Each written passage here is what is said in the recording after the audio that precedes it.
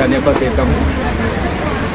आज का जो पीसफुल धरना में हम सबको आशीष दिया है और हमारा जितना भी जीरो बेली में चर्चेस है, चर्च का लीडर लोग, पास्टर, इवेंजलिस्ट, सेक्रेटरी, चेयरमैन सब यहाँ में पार्टिसिपेट किया है। उसके लिए मैं धन्यवाद देना चाहता हूँ और मैं आप मीडिया लोगों से भी बहुत बहुत धन्यवाद देता हूँ।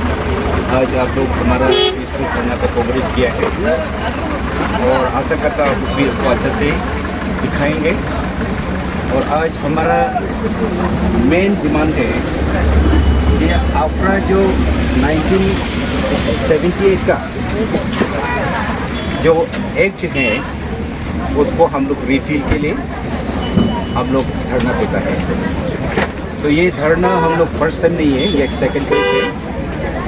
ACF अरुणाचल प्रदेश का हम लोग का एक काउंसिल है, हम लोग का एपेक्स बॉडी है, उनका नेतृत्व में हम लोग ये ऑर्गेनाइज किया है।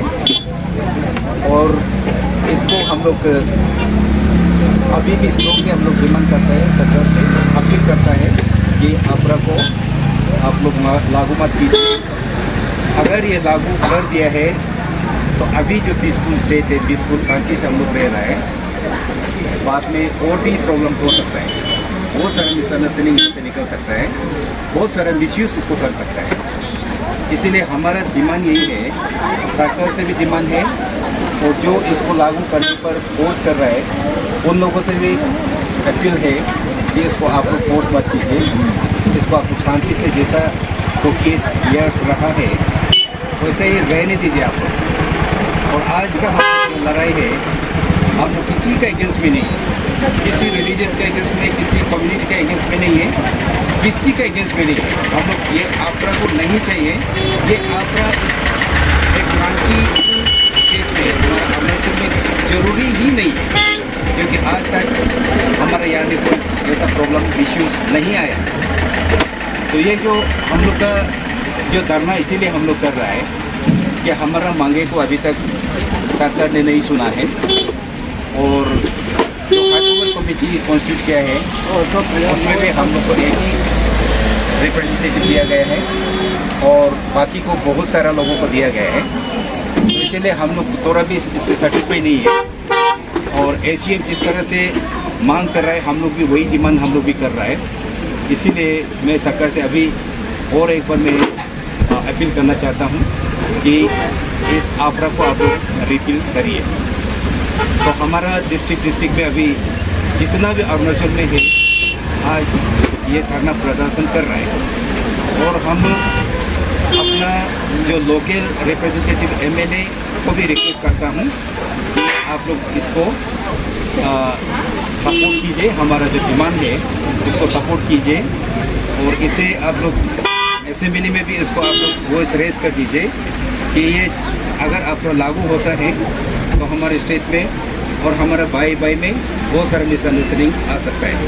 इसीलिए मैं जितना भी क्रिश्चियन लीडर है, जितना भी अदर रिलीजियस का भी लीडर है और जितना MLA से जितना मिनिस्टर है और हमारा honourable chief minister Pema Khandu sir से भी मैं अपील करता हूँ कि ये आफ्रा को आप लागू मत कीजिए, इसको आप इम्प्लीमेंट मत करिए और इसको आप जितना जल्दी हो सके इसको रिपील करिए। ये हमारा डिमांड है।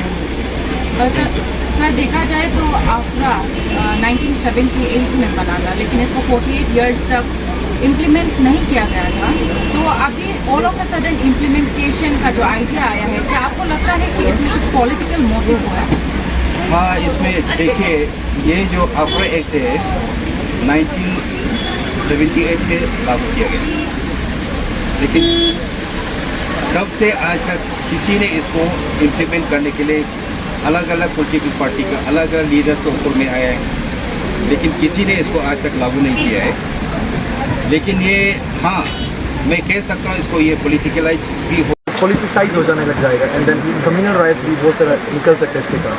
आपने पहले अपना स्पीच में एडवोकेट कपिल का नाम भी मेंशन किया था एंड देन आपने सभी पब्लिक के सामने बोला था कि हम लोगों का पास एक एडवोकेट है, ऑल्टरनेटिव एडवोकेट है, वो है जीसस क्राइस्ट। तो अभी शायद काफ़ी लोग कंफ्यूज भी हो जाएंगे कि क्या जीसस अभी कोर्ट में जाके केस लड़ने वाला है। तो आप इसको थोड़ा सा एलोबोरेट करके पब्लिक को अच्छे से समझा दीजिए कैसे प्रोसेस होने वाला है। सो मैंने जब अपना स्पीच हम जब बोल रहा था, हम 1 जॉन चैप्टर 1 में लिखा है कि हमारा एक एडवोकेट है, उसका नाम यीशु मसीह। वो एडवोकेट एक्चुअली फिजिकल एडवोकेट नहीं है, वो एडवोकेट मतलब हम क्या एग्जैक्टली पॉइंट कराना चाहता हूँ, हमारा जो क्रिश्चियन कम्युनिटी मोर देन इंसानों को देखने से ज़्यादा हमारा भरोसा परमेश्वर के ऊपर में होना, हमारा प्रार्थना में ज़्यादा फोकस है। क्योंकि प्रार्थना करके जिसका भी दिल, अगर कोई लोग इसको क्या इंटेंशन से कर रहा है हमको पता नहीं, कोई शायद इसको पोलिटिसाइज करने की कोशिश कर रहा है, लेकिन फेथ और पॉलिटिक्स को मिक्स करना बहुत ख़राब चीज़ होता है, अलग जगह में हम लोग देखता है। तो हम क्या बोलना चाह रहे हैं उनसे कि हमारा एडवोकेट सर, हम लोग हमारा कपिल सुगर जो सर है उसको सर हम हायर नहीं कर पाएंगे, इतना हमारे पास पैसा नहीं है, लेकिन हमारे पास विश्वास है जो हमारा प्रार्थना कर सकते हैं यीशु मसीह को। तो वो प्रार्थना हम विश्वास करता है कि हमारा लीडर्स का दिल को बदल सकता है। तो वो मेरा मैसेज था एंड वो मेरा अपील था। बहुत सारे लोगों का ऐसा होता है कि रिलीजन को ज़बरदस्ती भी अडॉप्ट करने के लिए कहा जाता है, तो बहुत सारे सब ब्लेम भी आता है आपके ऊपर। उसको लेकर आप क्या कहना चाहेंगे? वही चीज़ है कि कहीं पर भी ऐसा केस अभी तक नहीं हुआ है, लेकिन जैसे हमारा सेक्रेटरी साहब भी बता रहा था कि जब से ये रूल को इम्प्लीमेंट करेगा बोला, ये कुछ एक साल के अंदर में बहुत सारा केसेस निकलने लगे लॉन्ग जो अलग अलग कुछ एरिया से उसमें से केस निकलने लग गया कि उन लोग बोल रहे हैं कि फोर्सफुली कर रहा है। लेकिन ये जो फेथ है इसमें आप बता नहीं सकता है कि वो फोर्सफुली किया या नहीं किया। आप लोग उसको वही चीज़ में मिसयूज़ का बहुत सारा जगह आ जाता है। सो उसी चीज़ को मैं स्टैंड करके बोल रहा हूँ कि वो मिसयूज़ किया जा सकता है। अफरा का आप जब करोगे जो लिखा गया है बहुत सारा मिसयूज़ का जगह, इसीलिए मैं बोल रहा हूँ उसको आदमी लोग तो बोलेगा फोर्स है, लेकिन कौन उसको प्रूव कर सकता है। सो उसमें बहुत सारा मिसयूज़ का भी जगह है। ऑफकोर्स उन लोग शायद अलग वे में सोच के कि प्रोटेक्शन भी देगा सकता है, लेकिन मिसयूज़ का भी ज़्यादा जगह दिखाई जाता है।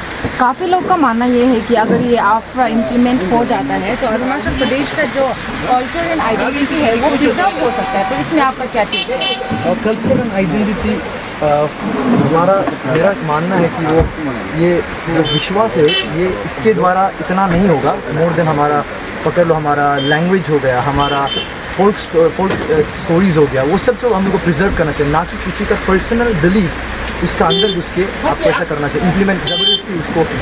फॉर एग्जांपल आपका का उसमें लिखा गया है कि अगर फॉर एग्जांपल किसी को बैप्टिज्म लेना है या फिर किसी को यीशु को विश्वास करना है, वो जाकर ब्यूरोक्रेसी को जाकर डीसी को बताना पड़ेगा कि हम इस समय में ले रहे हैं। वो कौन सा लो होता है आप सोच के देखें। वो अभी विश्वास कर रहा है लेकिन उसको दिखाने के लिए डॉक्यूमेंट लेकर आना पड़ेगा। तो वो ब्यूरोक्रेसी भी पर्सनल फेथ में आ रहा है। वो कोई भी एंगल से मतलब प्रिजर्वेशन में तरफ नहीं जा रहा है, वो हिंड्रेंस की ओर जा रहा है। कॉन्स्टिट्यूशनल राइट्स को प्रिजर्वेशन करना है तो हम लोग को हो सकता है म्यूजियम आप बना सकते हैं। आप हो सकता है कि आप अपना जैसे कि हमारा अटायर्स हो गया उसको आप और ज़्यादा आगे बढ़ा सकते हैं। किसी का पर्सनल वे को रुका कर किसी को कम्युनिटी को इस प्रकार से करके वो प्रिजर्वेशन का रास्ता में नहीं जा रहा है, हमको ऐसा लगता है। अरुणाचल प्रदेश में काफ़ी ट्राइब्स में भी ऐसा होता है कि अगर आप क्रिश्चियनिटी ज्वाइन कर लेते हैं तो अपना जो ट्राइब का फेस्टिवल है जैसे कि मोपिन हो गया वो सब नहीं सेलिब्रेट कर सकते हैं। तो इसमें क्या कहना है? ऐसा हम लोग नहीं कहते हैं ऐसा करना है बोलकर, लेकिन हम लोग बस बोलते हैं कि क्योंकि आप I will be very open, क्योंकि जब हम लोग मोपिन करते हैं या फिर जो भी हमारा कल्चरल फेस्टिवल सेलिब्रेट करते हैं उसमें हम लोग सेक्रीफाइसेस करते हैं। कोई तो मिथुन चढ़ाता है, कोई लोग अपना सेक्रीफाइस, उन लोग अपना गॉड को सेक्रीफाइसेस करा रहे हैं। हमारा फेथ क्या है? हमारा फेथ है कि हम लोग यीशु मसीह हमारे लिए सेक्रीफाइस हो चुका है। हम नहीं बोलते कि सेलिब्रेट आपको, अगर आपको ऐसा फ्रेंडशिप सेलिब्रेट करना यू कैन डू, लेकिन हम लोग जस्ट सजेस्ट करते हैं कि आपका स्पिरिचुअल एस्पेक्ट में आप इनमें पार्टेक नहीं करना चाहते, क्योंकि हमारा ऑलरेडी हमारा स्पिरिचुअल हमारा फेथ यीशु मसीह में, ना कि वो सेक्रीफाइस जो मिथुन को मिल रहा है इसमें नहीं। जो कंट्रोवर्शियल होगा काइंड ऑफ